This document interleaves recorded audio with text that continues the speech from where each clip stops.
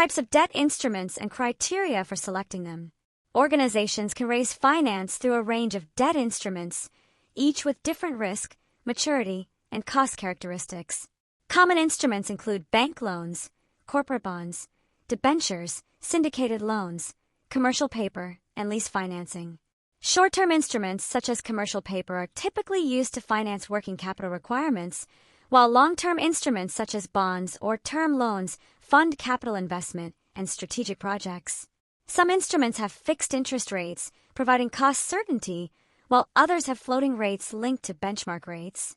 Companies select instruments based on factors including maturity, interest rate exposure, flexibility, investor demand, and regulatory constraints, ensuring the financing structure aligns with the organization's long-term financial strategy.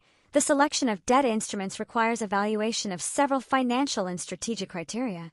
One major consideration is the cost of borrowing, including interest rates, issuance costs, and ongoing administrative expenses. Firms also assess maturity profiles, ensuring that repayment schedules align with expected cash flows generated by financed assets.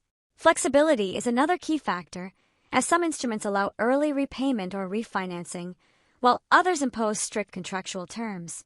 Companies also consider the impact on financial ratios, such as gearing and interest cover, which influence credit ratings and borrowing capacity. Effective selection ensures that the chosen instruments provide sufficient funding while maintaining financial stability and investor confidence. Risk management and market conditions also influence the choice of debt instruments. Firms evaluate interest rate volatility, credit market conditions, and investor appetite before issuing debt. For example, in periods of low interest rates, companies may issue long-term fixed-rate bonds to lock in favorable borrowing costs. Conversely, when interest rates are expected to decline, firms may prefer floating-rate debt to benefit from future reductions. In addition, the organization's creditworthiness and reputation in capital markets affect the availability and pricing of debt instruments.